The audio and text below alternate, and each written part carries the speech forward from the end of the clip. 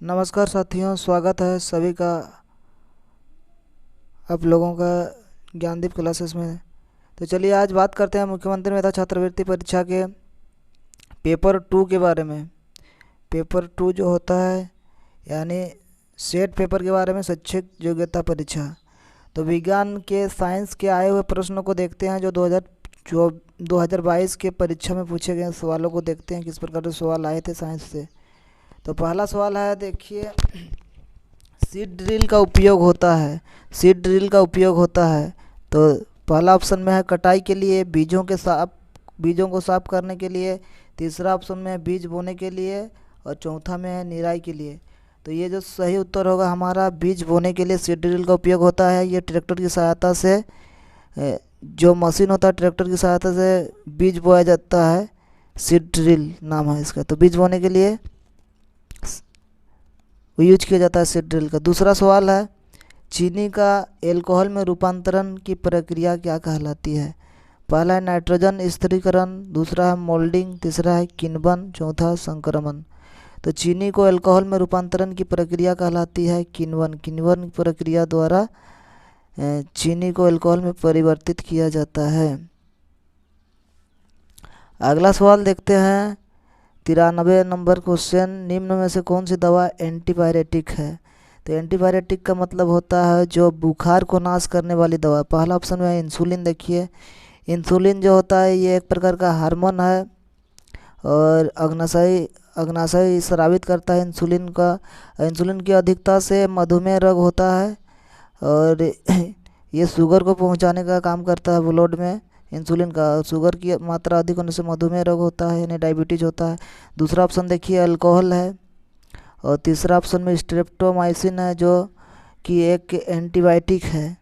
Antibiotic जो सूक्ष्मजीवों से बनता है, सूक्ष्मजीवों को नाश करता है, स्ट्रेप्टोमाइसिन। और चौथा ऑप्शन है पैरासीटामोल। तो इसका सही उत्तर होगा पैरासीटामोल।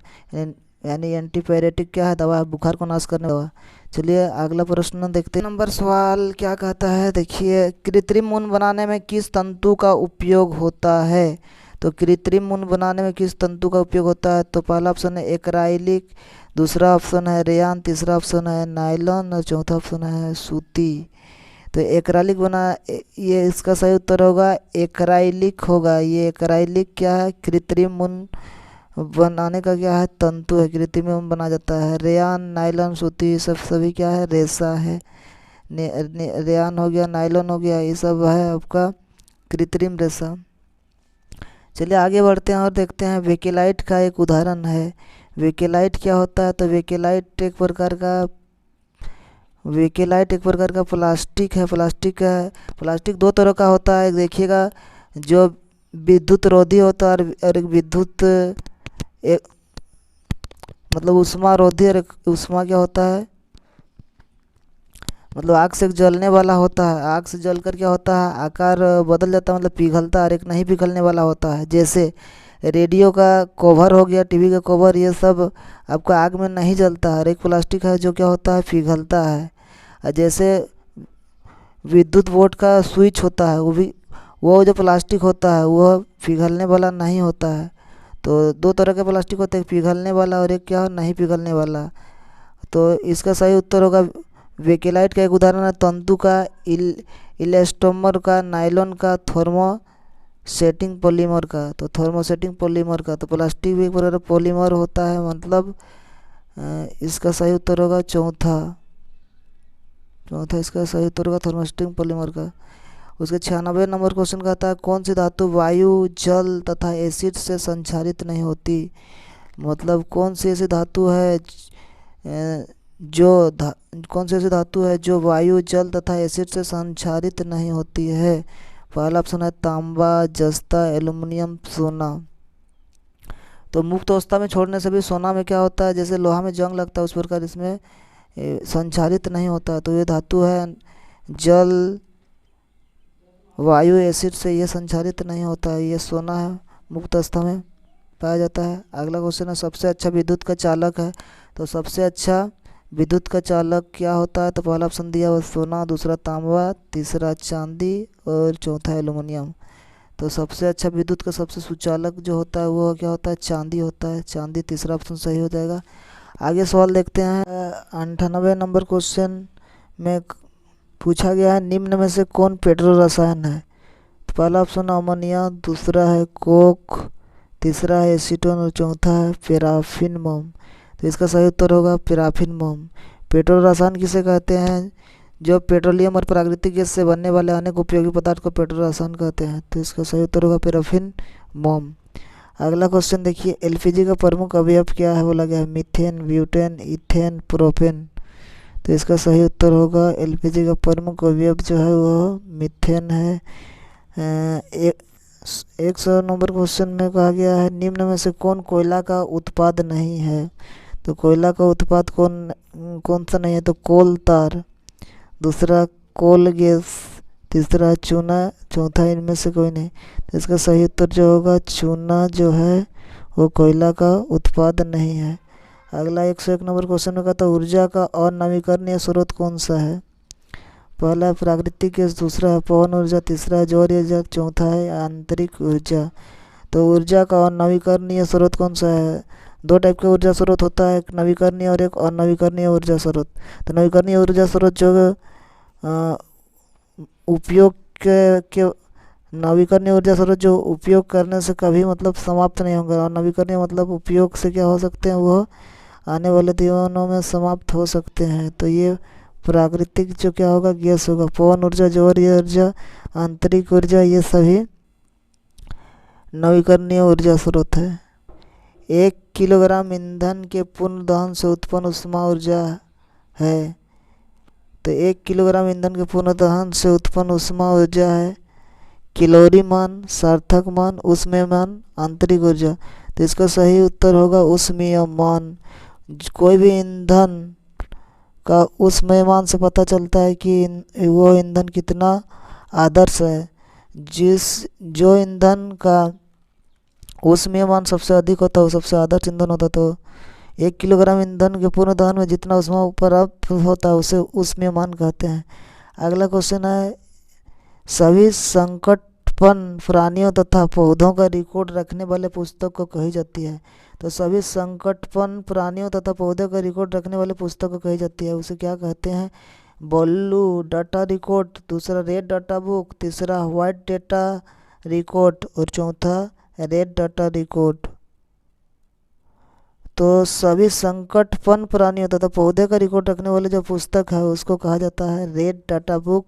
जो संकटग्रस्त जो प्राणी होते हैं, जो पौधे होते हैं यानी विलुप्त होने के कगार पर, उसका रिकॉर्ड रखा जाने वाला बुक को कहते हैं रेड डाटा बुक। अगला सवाल देखते हैं 104 नंबर में का सवाल क्या कहता है वन्यजीव संरक्षण अधिनियम कब बना। पहला ऑप्शन है 1952 ईस्वी, दूसरा ऑप्शन है 1962 ईस्वी, तीसरा ऑप्शन है 1972 ईस्वी, चौथा ऑप्शन में दिया है 1982 ईस्वी। तो वन्यजीव संरक्षण अधिनियम जो बना था वो आपका 1972 ईस्वी में बना था। उसके बाद अगला क्वेश्चन जो है 105 नंबर में पौधे की कोशिका भित्ति बनी होती है। तो पौधे की कोशिका जो भित्ति है वो बनी होती है किसकी बनी होती है? स्टार्च की पहला ऑप्शन, दूसरा ऑप्शन लिग्निन की, तीसरा सेलुलोज की, चौथा प्रोटीन की। तो पौधे की कोशिका भित्ति जो होती है वो सेलुलोज की बनी होती है। सही उत्तर होगा सेलुलोज। अगला सवाल क्या कहता है देखिए प्राणी कोशिका का बाह्यतम स्तर क्या है। तो प्राणी कोशिका का बाह्यतम स्तर क्या है? प्राणी कोशिका का बाह्यतम स्तर क्या है? कोशिका भित्ति, साइटोप्लाज्मा, प्लाज्मा मेम्ब्रेन, प्रोटोप्लाज्म।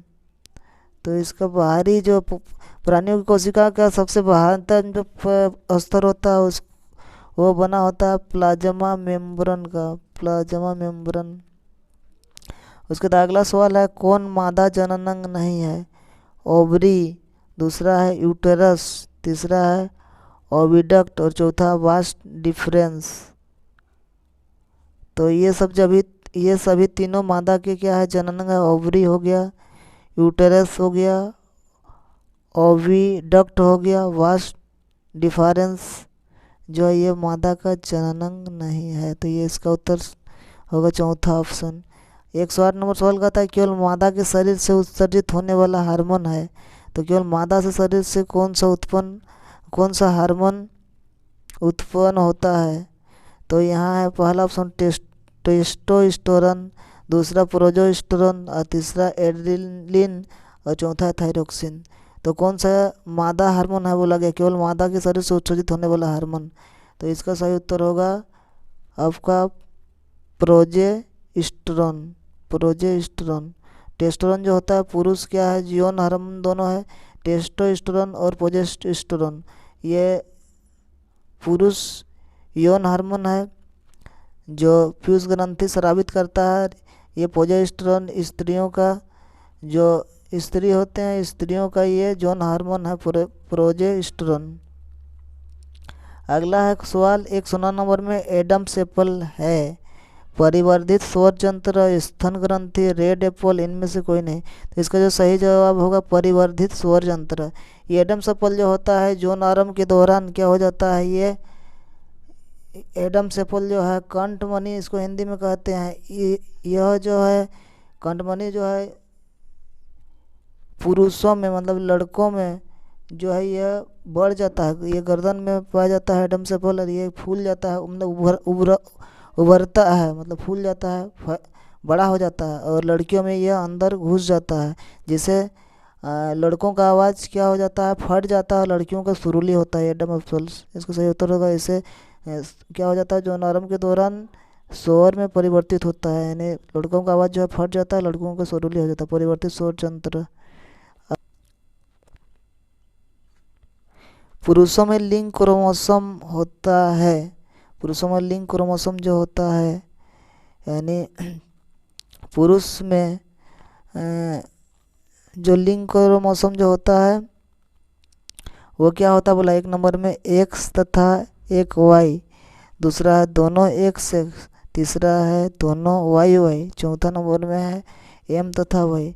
तो पुरुष में जो क्रोमोसोम होते हैं यानी गुणसूत्र होते हैं वह एक्स तथा क्या होते हैं, वाई होते हैं, एक्स वाई।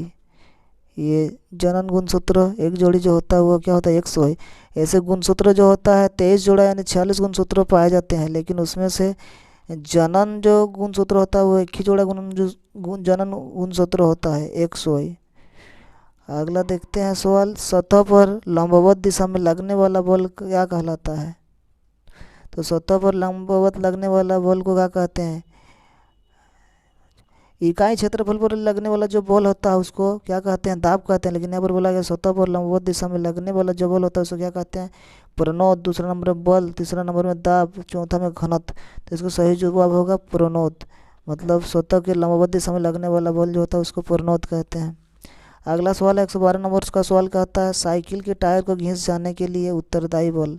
तो साइकिल का टायर किस बल के कारण जो है वो घिस जाता है। तो पहला है घर्षण बल, दूसरा है चुंबकीय बल, तीसरा है पेशीय बल, चौथा है स्थिर विद्युत बल। तो इसका सही उत्तर होगा घर्षण बल के कारण जो है वो क्या, जूते चप्पल हो चाहे साइकिल के टायर हो क्या हो जाता है, घिस जाते हैं। तो इसका सही उत्तर होगा घर्षण बल। घर्षण को कम करने वाला तत्व कहा जाता है। तो घर्षण को कम करने वाला तत्व को क्या कहा जाता है, लुब्रिकेंट, ग्रेफाइट, तीसरा है कर्षण और चौथा है धारा रहित। तो घर्षण को कम करने वाले जो तत्व है उसको लुब्रिकेंट कहते हैं। लुब्रिकेंट द्वारा घर्षण को क्या किया जाता है, कम किया जाता है। जो घर्षण को कम करने के लिए स्नेहक का उपयोग करते हैं, लुब्रिकेंट उसका यूज किया जाता है। आगे है, एक पेंडुलम 4 सेकंड में 40 बार दोलन करता है। एक पेंडुलम जो है 4 सेकंड में 40 बार क्या होता है, दोलन करता है, मतलब झूलता है। तो इसका समयकाल क्या होगा, यहाँ समयकाल, तो समयकाल बराबर क्या होगा, तो 4 सेकंड में 40 बार दोलन करता है, तो इसको समयकाल जो होगा 0.01 सेकंड दिया, 0.01 सेकंड, 0.02 सेकंड, 0.1 सेकंड। तो इसका सही उत्तर जो होगा 0. क्या होगा, 1 सेकंड होगा। किसी पिंड के मध्य स्थिति से अधिकतम विस्थापन कहलाता है। तो किसी पिंड की मध्य स्थिति से अधिकतम विस्थापन क्या कहलाता है। पहला ऑप्शन आयाम, दूसरा है दोलन, तीसरा है आवृत्ति करती है और चौथा है आवृत्ति। तो किसी पिंड के मध्य स्थिति से अधिकतम विस्थापन कहलाता है आयाम कहलाता है, उसको आयाम कहते हैं। एलईडी का पूर्ण रूप है, तो एलईडी का पूर्ण रूप क्या है बोला गया है। तो पहला ऑप्शन है लाइट इलेक्ट्रॉन डाउन, दूसरा है लाइट इमिटिंग डायोड, तीसरा है लो इलेक्ट्रिक डिवाइस और चौथा ऑप्शन में है लो इलेक्ट्रॉन डेंसिटी। तो इसका सही जवाब होगा लाइट इमिटिंग डायोड, दूसरा ऑप्शन सही है। एलईडी का फुल फॉर्म होता है लाइट इमिटिंग डायोड। और 117 नंबर सवाल में आते हैं, भूकंप मापने के लिए किस यंत्र का उपयोग किया जाता है। तो भूकंप मापने के लिए किस यंत्र का उपयोग किया जाता है। पहला है रिक्टर स्केल, दूसरा है सिस्मोग्राफ, तीसरा है पॉलीग्राफ और चौथा है इनमें से कोई नहीं। तो एक होता है भूकंप मापने वाला यंत्र, कभी क्वेश्चन में पूछता है भूकंप मापने के लिए किस यंत्र का उपयोग किया जाता है, और कभी पूछता है भूकंप की तीव्रता मापने के लिए किस यंत्र का उपयोग किया जाता है। तो भूकंप का अगर तीव्रता कहता होने से रिक्टर स्केल होता है। इन भूकंप मापने के लिए किस यंत्र का उपयोग किया जाता है बोला गया, तो क्या होगा इसका सिस्मोग्राफ यंत्र का पूछा है, उसकी तीव्रता होने से रिक्टर। क्लास वाला है पीछे की तरफ देखने वाला दर्पण होता है, पीछे की तरफ देखने वाला दर्पण होता है। तो पहला दिया है समतल दर्पण, दूसरा दिया है अवतल दर्पण, तीसरा दिया है उत्तल दर्पण, चौथा दिया है इनमें से सभी। तो इसका सही जवाब होगा उत्तल दर्पण। वेक मिरर के रूप में यानी गाड़ियों में लगा होता है पीछे का दृश्य को देखने के लिए, पीछे का दृश्य क्षेत्र को देखने के लिए उत्तर दर्पण होगा। और 119 नंबर सवाल का आता है किस ग्रह का सबसे अधिक उपग्रह है। पहला है बृहस्पति, दूसरा है शनि और तीसरा है बुध और चौथा है मंगल। तो अभी वर्तमान में देखा जाए तो ऐसे सबसे पहले जो था, पहले बृहस्पति ग्रह का सबसे ज़्यादा उपग्रह था, लेकिन अभी वर्तमान में देखा जाए तो सबसे ज़्यादा शनि ग्रह का क्या उपग्रह की संख्या हो गया है, शनि ग्रह होगा। पहले बृहस्पति ग्रह का सबसे ज़्यादा उपग्रह था लेकिन अभी शनि हुआ है। अब 120 नंबर का सवाल है किसके कारण ताजमहल का रंग फीका हो रहा है। तो किसके कारण ताजमहल का रंग फीका हो रहा है। तो पहला ऑप्शन है वायु प्रदूषण, दूसरा है पराबैंगनी किरणें और तीसरा अम्ल वर्षा, चौथा अवरक्त विकिरण।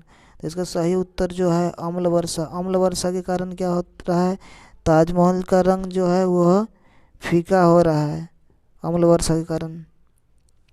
30 प्रश्न हो गए, 90 नंबर से 120 नंबर यानी विज्ञान से 30 नंबर पूछे जाते हैं।